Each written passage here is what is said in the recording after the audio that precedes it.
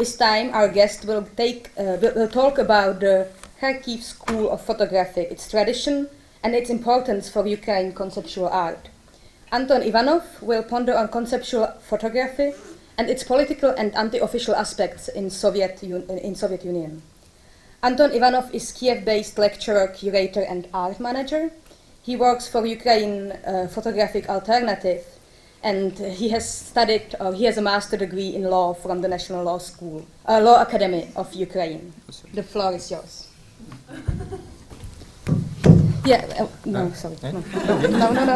Sorry. Hello everyone. Just want to thank you for Alishka and Pavel for invitation. This is a great honor for me to represent Ukraine, and represent Ukrainian authors and conceptual authors in photography. So today I'll speak about the Kharkiv photography tradition, especially within the context of text usage in the conceptual way. And the Kharkiv Photography School, this is not some kind of establishment, this is not the institution, this is some kind of unofficial tradition that has, in many ways, has defined the direction of conceptual photography in Ukraine, in Soviet Ukraine and post-Soviet Ukraine, basically. So, there are a lot of artists that worked and still are working with text-knit images, but within the 15 minutes I will try to concentrate, some most remarkable authors, and to underline some continuity and probably discontinuity within the Soviet and the post-Soviet photography tradition within the Kharkiv photography. And this tradition that counts already through generation of artists was formed in the beginning of 70s as the part of the unofficial after-war culture that was probably deeply rooted in the socialistic economy that was in a way directed to not only the planned economy but also as the result to a free time of the worker, of the laborman, which this worker is supposed to spend on his intangible production, like family, friends, or some kind of amateur creativity. And this unique feature of this kind of art was basically that this kind of art was created not for the wide audience. This was created for the some close inner circle of associates and some friends. So the outside spectator is even not hypothetically assumed. So this was the kind of creation art, the model of creation art, of which the early avant-gardists were dream about or something. So, but despite this avant-garde and concepts and innovation of some artistic methods they were discovering, the Kharkiv Photo Club was always at the beginning, of course, it was some kind of unofficial trade union for photographers, and there was a legendary group called Vremya, translated like Time group, created, and the representative of this Vremya group, they wished to establish their own unique aesthetic concept they called the theory of the hit.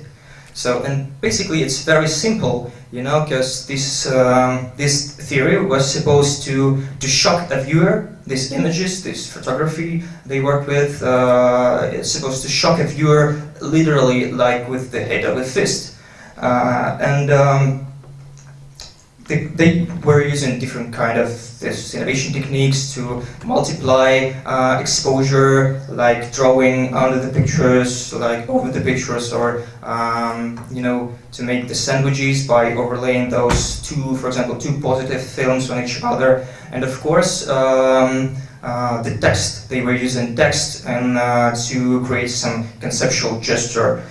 In the beginning of 80s.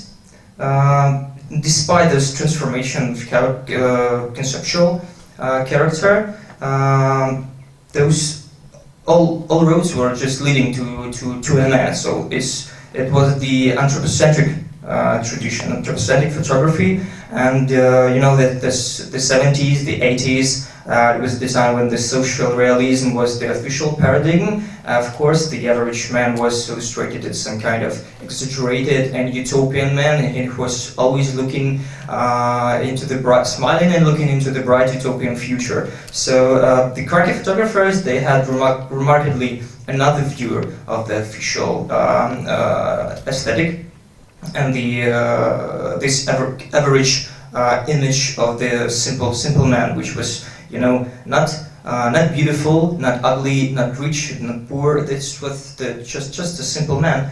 And the first author I want to mention about is Boris Mikhailov, that was one of the leaders of the Vremya group, and he made the book.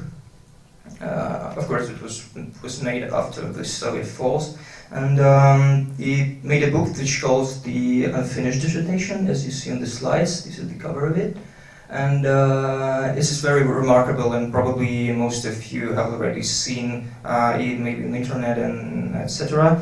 And this book is exactly about this Soviet mode of life, which is called beat, this Soviet beat. And it's probably one of the most vivid examples of the conceptual text usage in Kharkiv photography, and he made these pictures, as I'm not mistaken, in winter 1984. So it is the one single winter. No, you can just change another slide. So that time, Boris Mikhailov had very close relationships with the Moscow conceptualist group, especially with Ilya Kabakov, a very famous conceptual artist, which has created his own notion, like, the total installation. You probably heard about him. And the Kabakov has already made the accompanying text a part of a art piece. But of course it was not the Kabakov's invention, but it reflects and influenced Mikhailov very, very much so, and he started to be interested in in the connection of anonymous, the connection of anonymous and private. So from the other side, within the text usage in the photography, and he started his game of what else he can do. For example, because there's at the time, this anthropocentric position and the questions of social identities become more loud, and it was really new game for this time with the visual image, and it's become a series of the pictures, which starts to be a reminder of something that is so much familiar, especially for the person from the from the Eastern Bloc, for example. And so these almost anonymous pictures, they were shooten by Boris Mikhailov, of course, and the text usage, those notes on the margins, that's like creating the really poetic piece. And as you see, you can just change another one, yeah. See, those pictures are like mature pictures, and it's still deliberately shooted like this. Because his suit's so bad, maybe even boring and askew, and it's deliberate gesture to shoot like this, because he could create lightning, the contrast, the other stuff that makes the picture attractable, this is probably some concentration of this Soviet reality of this time. Within this kind of picture that is almost tautological, because if you will change the picture within spaces and nothing will change basically. And for example, he jotted down on the margins like the principle of Piesman adjustment that means to shoot the photography that is already born, to shoot the old and familiar pictures. But this is some kind of disengagement of the author itself, so just to make your own author pictures to look like anonymous. And this method of mixing photography, you can just change another one. This method of mixing photography and text, somehow it's assumed the recreation of objective reality, of Soviet objective reality, with some kind of even, idiopathic subjectivity. And this just helps to focus on the very painful vulnerability of the Soviet mentality, on its orientation to, for the search of only positive characters within the opposite to social realism, etc. So, and this in a way helps this text and the picture, anonymous and private, it helps to focus on the really social and cultural context of the period. And in, so there is still some picture, yeah? So there, the listed, the quantitative pictures, it even doesn't matter in which way you will see them from the end of from the beginning. It doesn't matter at all, because there's some tips he write on the margins, like you see that pigeon on his on this hole in the earth. I do not know the proper word of this stuff, and it's just. Well, I'm just moving out of my home, and then I saw the pigeon in this thing, and I think about, well, I got to be returned to my home and take a camera and to shoot it. So it's something that was even hardly imagined this time to work with photography, especially. So I would like to also mention a really great piece of text that was written by Yuri Rupin, one of the ideologists and the apologists of the Kharkiv photography tradition and the Vremya group especially. And this text is basically not related to any photography series. It is, this single piece is called the Photography Diary. And it's an extension, the Photography Diary in the archives of KGB. So that means that Yuri Rupin, he held this his own diary with some tips that he translated after, and he speak about this, this inner circle without the dialogue, without relationship between authors, and this Kharkiv photography tradition is basically is about the private stories. It's not only about photographs. It's about the culture, about the social context, and these private stories are clearly illustrated within this text, this photography diary, about how they were thinking about photography in absolutely isolated context. Because as we already discussed with guys, so the Soviet photo magazine was the only official magazine where the photographer can search for a picture, for inspiration or something, but it was state-run. It was ideologically consumed, and for example, the Czech photo magazine was probably the only one alternative and somehow contemporary in that way. The magazine that they were seeking from, some kind of alternative ways to get this Czech photo magazine and some, etc., etc. So it's all about describing the inner circle of relationships between authors, between the authority and the picture they made. For example, like they were just sending images to the international competition, to Germany, for example, and of course, within the obvious ideological reasons, those parcels will not be delivered, and they were just had some speech with the KGB curators and within the heads of the those house of I don't remember how it's called properly, where the photography club was situated, and then it was reformed due to the alternative and dissident creativity of the photography group. And the only exhibition they had in 1983 was closed at the same day of the opening with the KGB agents, and after all, the Boris Mikhailov was fired from his job.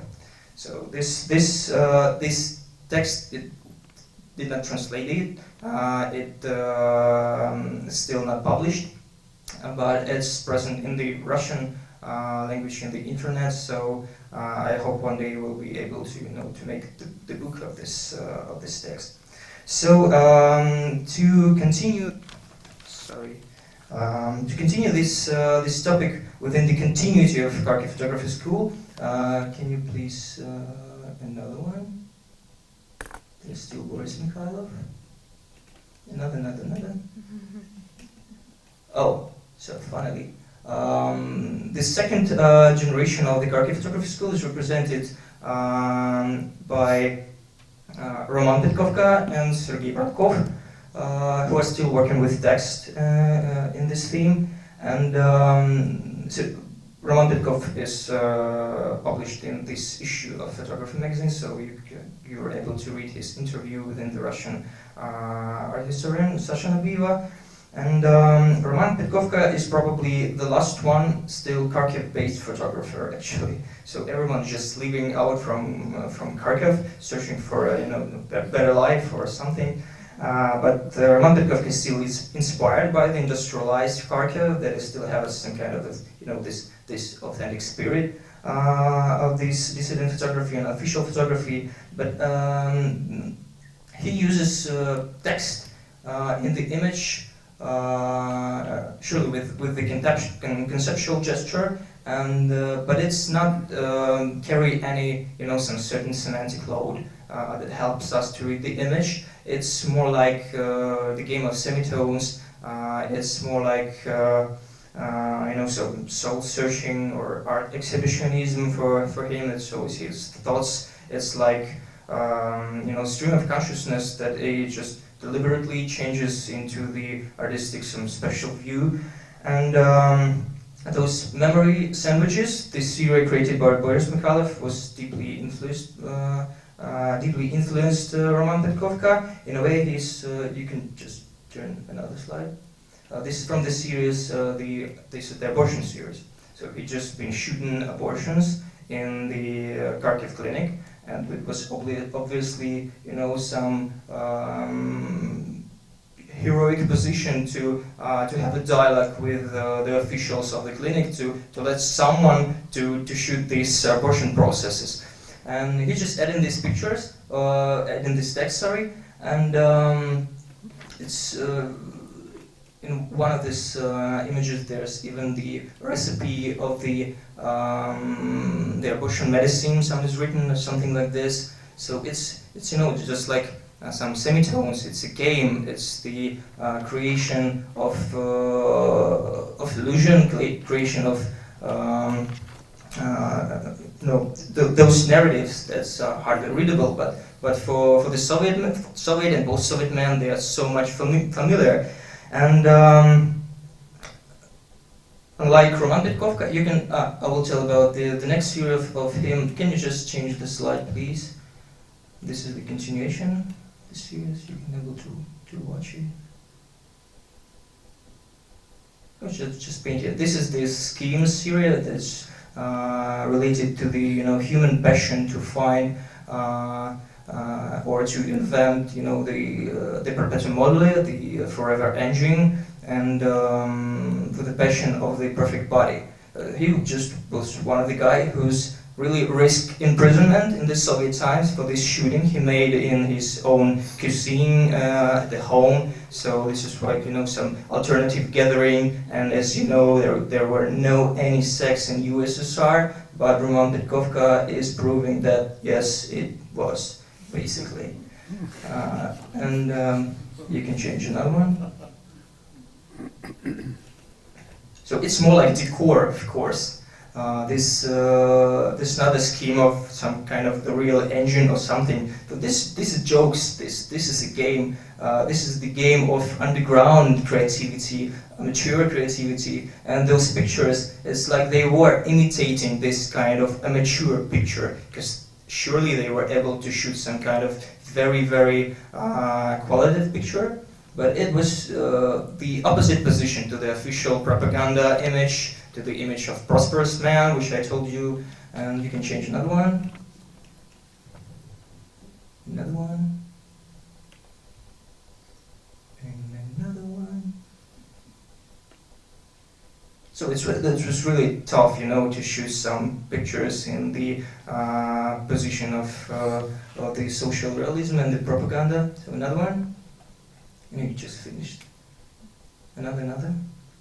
The Soviet photo. So the Soviet photo was the only official magazine in the Soviet period, and he just playing the game of creation, the double laying this official and unofficial picture, and you can just deliberately change it. Yeah. So this is a lot of humor in his works, And he was nominated by the Sony Awards for the conceptual photography this year, so it's really remarkable for the Ukrainian conceptual photography. You can change it. Go and go and go. I carry the magazine about the Kharkiv photography tradition we published this year, so don't be hesitant to ask me to show you after the presentation, I guess, and we will discuss it in private way. Because this is the private photography in a way. You can change it. So you see that the pictures of the magazine and the picture of these nudity games he held in his home. And here we go to the Sergei Bratkov, that is also the representative of the second generation of Kharkiv photography tradition, and his artistic methods went far beyond the continuity of the Kharkiv photography tradition.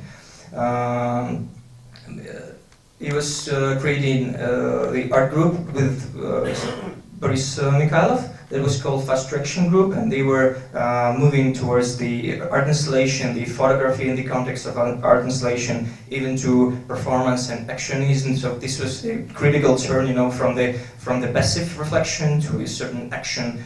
And he uses this neon lighting, and this exhibition was recently made for the Picture Card Center in Kiev, and it's called "The Good Buys the Evil." So now this is the homage of this phrase from a childhood fairy tales, like the good defeats the evil, and he deliberately changes it into the good buys the evil, showing the transformation of roles within the contemporary society, how we should ask yourself who is the dragon, for example, and who is the Tsar now, and who is the winged horse. So this is the changing role, always changing position, and the changing of values in the contemporary society. And this, you can change to another slide. So each piece is built upon the very provocative saying, it's to leave and forget, the eternal dilemma of the Soviet and post-Soviet man willing for a better country, for a better life, or something, to go to the big city, to megapolis, and to hide out, to find a shelter or something. This is the head of Sergei Bratkov on the background of a dull Soviet underground subway with these words that are really familiar. That this thought is really familiar. And for everyone who now lives in the Eastern Bloc, for example, and works within the critical position of the official paradigm. Another slide, please. So this installation is edited by the video. This, you see the dog that is actually part of the video, of the shadow of the dog that is closed in the apartment and it's holding.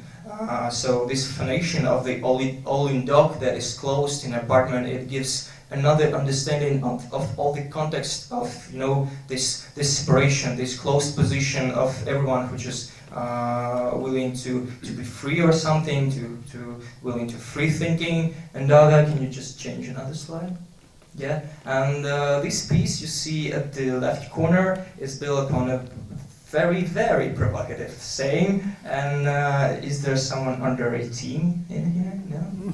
So it's translated something like, but this is very explicit word, translated like holy shit.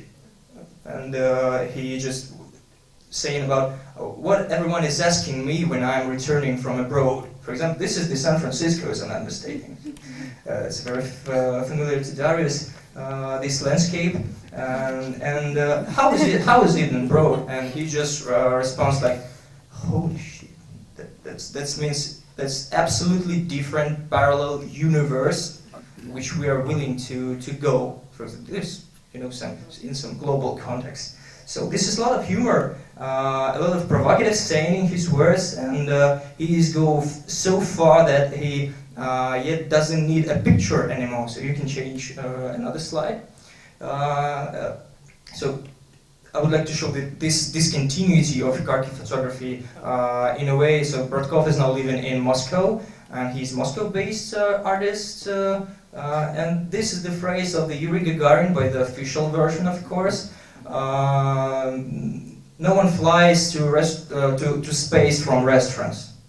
It's really funny in the context that this phrase, no one flies to space in restaurants, is very clearly seen for the people who are just having their breakfast or dinner in those cheap restaurants flying on the Moscow River and on the restaurant hotel that is in front of this sign. So it's clearly visible in the twilight. You can just change another one. So this is, very, very, not very provocative, but very ironic in this case. The irony is the leading, method of Sergei Bradkov at the moment. So I have to finish my speech because it's really tough to fit 15 minutes. And the Kharkiv photography tradition is an official tradition. Was developed in the dialect first of all, and this is relates to the text basically, to the discourse. And recently Misha Pidan, one of the representatives of Kharkiv photography schools, published a book that called The End of La Bella Epoch. This is about pictures he shooted at the end of the Soviet era, and from the 1986 to 1989 in Kharkiv mostly. And you can show another slide. Yeah, this is the cover of this picture of this book. This is also the picture of the Soviet average being, and it's the Bella of the end of La Bella Epoch. This phrase is the first. It's the name of the same name of the poem of Josef Brodsky, his very famous Soviet poet. And this poem starts from the words, because art of poetry requires words. So in the context of conceptual photography, for example, which Kharkiv photography did, we can rephrase him to say that the art of photography requires words in a way. So I think that's all my presentation. Thank you.